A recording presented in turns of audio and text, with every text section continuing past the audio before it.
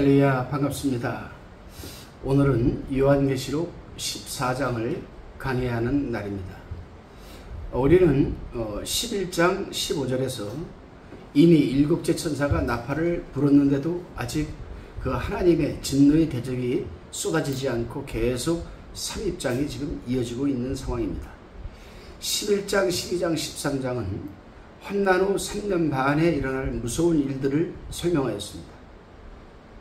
두 증인의 죽음과 부활 승천, 또 메시아를 낳은 여자 이스라엘이 당하는 핍박, 적그리스도와 거짓 선지자의 등장이 바로 그 내용이었습니다.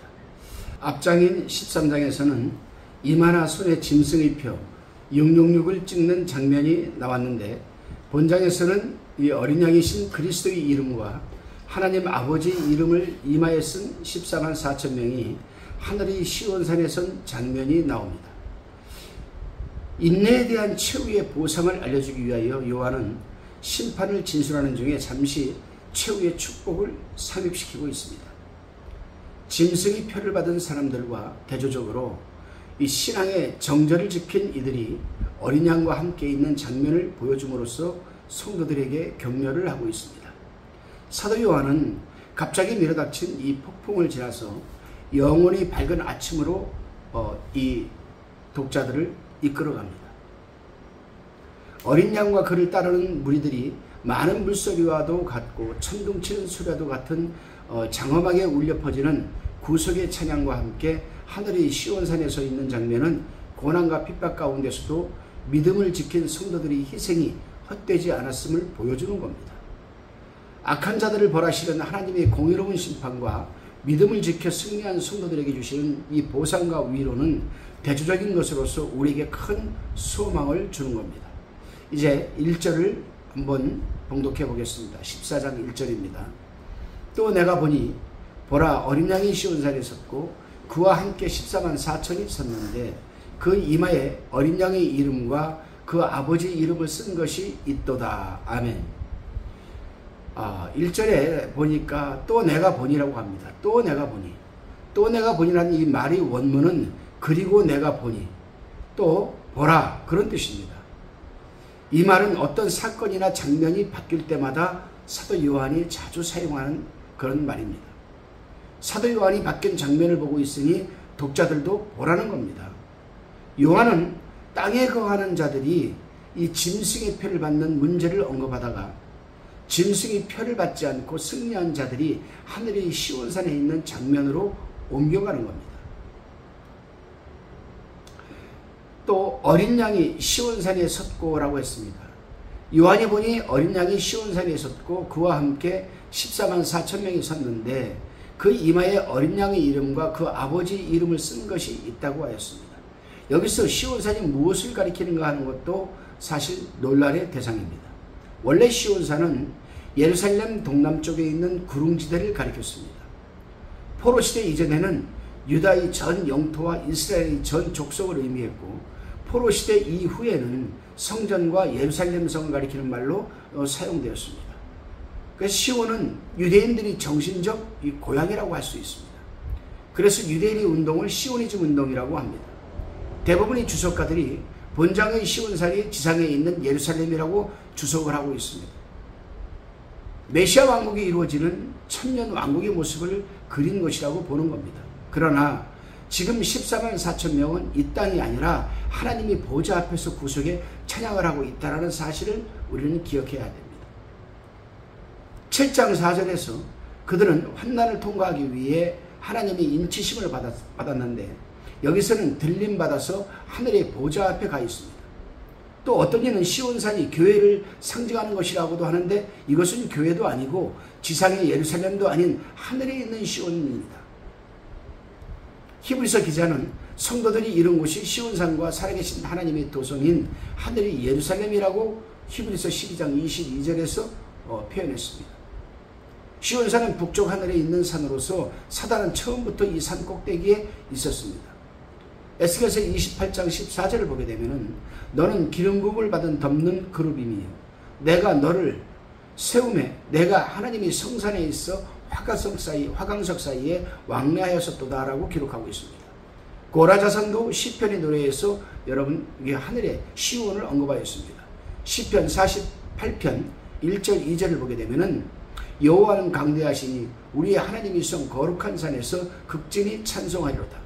터가 높고 아름다워 온 세계가 즐거워하며 큰 왕의 성 곧 북방에 있는 시온산이 그러하도다라고 기록하고 있습니다. 이 산은 바울이 말하는 위에 있는 예루살렘입니다. 갈라디아서 4장 26절에 기록되어 있습니다. 또 본문에 보니까 어린 양과 함께 시온산에 선 14만 4천이라고 기록이 되어 있습니다.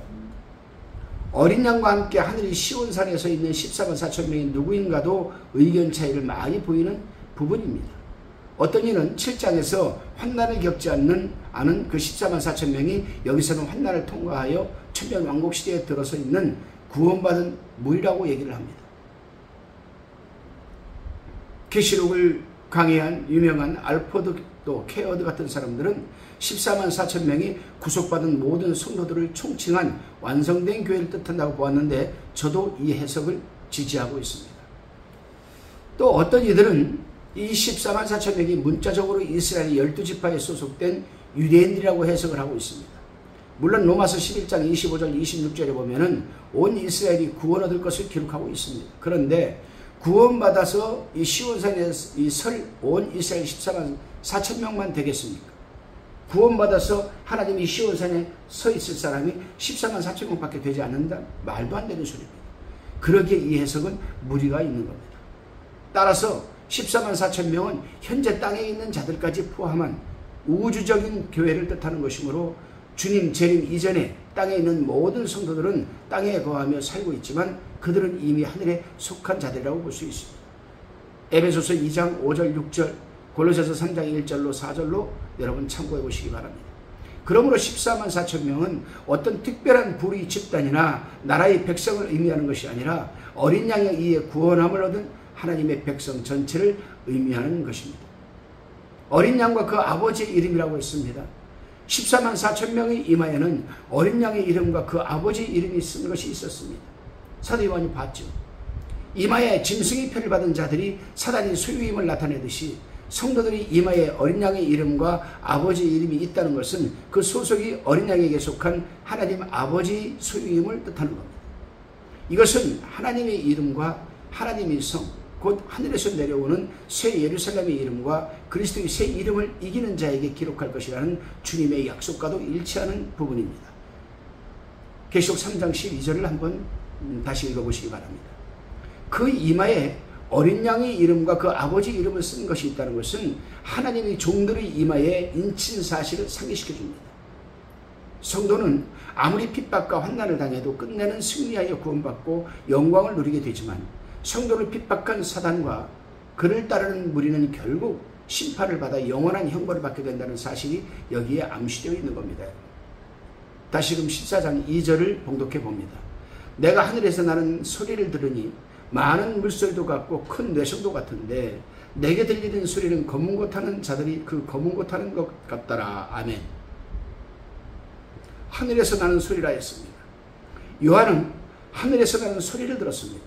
그것은 많은 물소리와도 같고 큰 뇌성과도 같으며 검은 고 타는 자들이 검은 고 타는 소리와도 같았는데 14만 4천 명이 부르는 구속의 찬양입니다. 요한은 이 소리에 크게 아마 감명을 받은 것 같습니다. 많은 물소리라 했습니다. 그 소리가 많은 물소리 같다는 것은 거대한 폭포가 쏟아지듯이 크고 우렁찬 소리임을 의미하는 겁니다. 사실 14만 4천 명의 합청단이라고 가정해 보면 많은 물소리 같았다는 표현이 이해가 될지도 모릅니다. 큰 뇌성 같은 소리라 했습니다. 요한이 들은 하늘의 그 소리는 천둥이 치는 것 같은 장엄함이 있었습니다. 그 뇌성은 위엄과 승리를 상징하는 겁니다. 검은 고 소리라 했습니다. 요한에게 들린 그 소리는 크고 우렁찰 뿐만 아니라 천둥 같은 이런 위엄이 있고 검은 고 타는 소리처럼 아름답게 느껴졌던 것 같습니다. 크고 우렁차면서도 장엄함과 위엄이 있고 아름다운 선율과 조화가 있는 찬양은 이 땅에서는 찾아보기 힘든 찬양입니다. 이것은 고난을 이기고 승리한 성도들이 감격에 목이며 부르는 그런 구속의 찬양이라 할 수가 있겠습니다. 다시금 3절입니다. 14장 3절. 저희가 보좌와 내 생물과 장로들 앞에서 새 노래를 부르니 땅에서 구속함을 얻은 14만 4천인 밖에는 능히 이 노래를 배울 자가 없더라. 아멘. 새 노래라 합니다. 5장 9절에서는 유다지파의 사자 다윗의 뿌리인 어린 양의 책의 인봉을 떼기 합당하다며 내 생물과 24장로들이 새 노래를 불렀습니다. 근데 여기서는 14만 4천 명의 보좌와 내 생물과 장로들 앞에서 새 노래를 부르는 겁니다. 그런데 문제는 땅에서 구속함을 받은 14만 4천인 밖에는 능히 이 노래를 배울 자가 없다는 데 있습니다.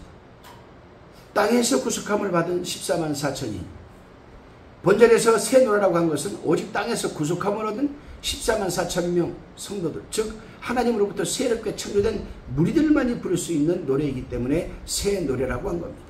이 노래는 죄 가운데 있는 옛사람들은 배울 수 없으며 부를 수도 없는 노래입니다. 오직 그리스도의 보혈로 지식마음과 생명이 새로워진 어떤 새 사람만이 부를 수 있는 영적인 찬양이라 할 수 있습니다. 다시금 4절을 보겠습니다. 14장 4절. 이 사람들은 여자로 더불어 더럽히지 아니하고 정절이 있는 자라. 어린 양이 어디로 인도하든지 따라가는 자며 사람 가운데서 구속함을 받아 처음 익은 열매로 하나님과 어린 양에게 속한 자들이니 라고 합니다. 14만 4천 명의 특징. 하나님이 보좌 앞에서 새 노래를 부르는 14만 4천 명의 특징은 4가지로 기록되어 있습니다. 첫째, 여자로 더불어 더럽히지 않고 정절이 있는 자. 두 번째, 어린 양이 어디로 인도하든지 따라가는 자. 세 번째, 사람 가운데서 구속을 받아 처음 익은 열매로 하나님과 어린 양에게 속한 자. 네 번째, 그 입에 거짓말이 없고 흠이 없는 자. 여자로 더불어 더럽히지 않고 정절이 있는 자라 했습니다. 여기서 여자로 더불어 더럽히지 않았다는 말이 무슨 뜻일까? 우리 한글 개역 성경에는 이들이 정절이 있는 자로 번역했으나 원문은 정절이라는 말은 없고 이들이 여자들과 더불어 더럽히지 않았으니 이들은 처녀들임이라 이렇게 번역을 했습니다. 원문에 처녀들임이라. 예. 우리는 이 부분에 대해서 많은 사람들이 생각을 합니다. 여자로 더불어 더럽히지 않고 정절이 있는 자. 이 세상에 바람피지 않은 사람이 누가 있겠습니까? 이 시대가 그런 시대예요. 요즘은 아주 굉장히, 물론 남녀가 총각끼리 서로 사랑한다라면, 또 싱글들끼리 서로 사랑한다면 누가 뭐라 하겠습니까? 그럼 남편을 두고 아내를 두고 다른 여자 더럽히지, 정절, 그런 바람피는 사람들, 과연 그 사람들이 여기에 해당하는 것일까? 등등 여러 가지 생각들이 많겠죠.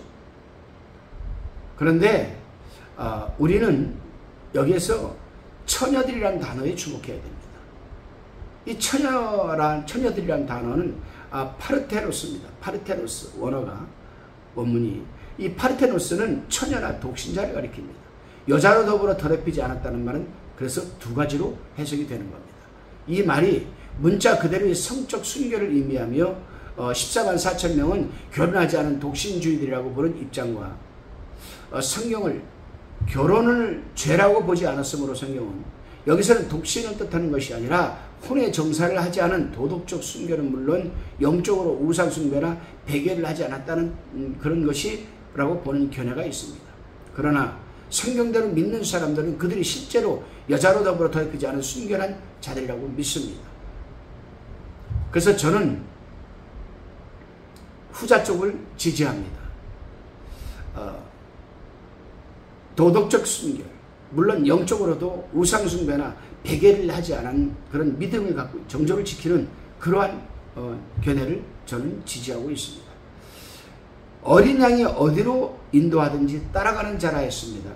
어린 양이 어디로 인도하든지 따라가기만 하면 된다. 그들은 하나님의 인침을 받았기 때문에 하나님과 어린 양에게 속한 자들입니다. 그들은 모든 세상사를 초월하여 자기 부정이 가능한 상태에 있는 자들입니다. 그래서 우리가 마가복음 8장 34절과 마태복음 19장 21절을 보게 되면 우리 주님께서 이렇게 말씀하셨습니다. 아무든지 나를 따라오려거든 자기를 부인하고 자기 십자가를 지고 나를 쫓을 것이니라. 아멘. 이게 무슨 말이냐? 누구든지 예수님을 따라오려거든 먼저 자기를 부인해야 됩니다. 그러면 자기를 부인하냐는 뜻이 무슨 말씀입니까? 예수 믿기 이전에 살아왔던 생활 방식과 성격과 패턴을 버리는 겁니다. 바꾸는 거죠. 체인지업을 해야 됩니다. 자기 십자가를 지고 나를 쫓을 것이라 했습니다. 자기 십자가가 뭡니까, 여러분? 자기 십자가가 누구에게나 예수 믿는 사람들은 자기 십자가가 다 있습니다. 예수님처럼 십자가를 지고 채찍맞고 뭐 창에 찔리고 그걸 뜻하는 게 아니에요. 여기서 말하는 자기 십자가를 진다는 말은 예수 믿는 것 때문에 손해를 보고 예수 믿는 것 때문에 버릴 것 버리고 고칠 것 고치고 가고 싶은 곳 가지 않고 예수 믿는 것 때문에 여러 가지 어려움을 당하는 것, 그것을 의미하는 겁니다. 그래서 아무든지 예수님의 발자취를 따라가려면 예수 믿기 이전에 살았던 생활 방식을 부인, 즉 다 내려놓고 예수 믿는 것 때문에 힘들고 어려운 모든 것을 감당을 하고 예수님을 쫓는 그런 말씀을 얘기하는 겁니다. 그들은 예수님이 가라 하면 갔습니다. 버리라 하면 버렸습니다. 죽으라 하면 죽은 자들이었습니다. 이 14만 4천 명이 하늘의 시온에 어린 양과 함께 서 있는 장면만 목격되었지 그들이 순교했는지 살아서 휴거되었는지 성경은 밝히지 않고 있습니다. 환난 시대의 복음 증거는 죽음을 뜻하기 때문에 많은 고난을 겪게 될 것은 틀림이 없는 사실입니다. 여러 형제가 어린 양의 피와 자기의 증거하는 말을 인하여 이 사단을 이겼으니 그들은 죽기까지 자기 생명을 아끼지 아니하도다라고 12장 11절에서 분명히 말하고 있습니다. 12장 11절 말씀을 보면은 환난 시대의 복음을 전하다가 순교할 자들이 많이 있음을 우리는 알 수가 있는 겁니다. 일단 죽음을 가고 나면 두려울 것 없는 거죠. 하나님이 인침받은 이들은 목숨을 걸고 어린 양을 따를 것은 분명합니다. 그가 어디로 인도하든지 따를 수밖에 없는 거죠. 억지가 아니라 자발적인 이 순종, 자발적인 복종은 고난 가운데서도 큰 기쁨을 가져다 주는 겁니다. 어린 양은 그들을 인도하는 목자입니다. 양은 목자를 따르는 것이 가장 안전하게 사는 길이라고. 안전하게 사는 길, 양들은 목자를 따라가는 것입니다. 그들은 그리스도의 정신을 이어받고 그의 삶의 본을 따라 오직 한 가지 목적에 헌신하는 어린 양의 여러분 추종자들입니다. 처음 익은 열매라 했습니다. 구약 성경에서 일반적으로 처음 익은 열매는 성물, 이걸 갖다가 우리가 sacrifice라고 합니다. sacrifice.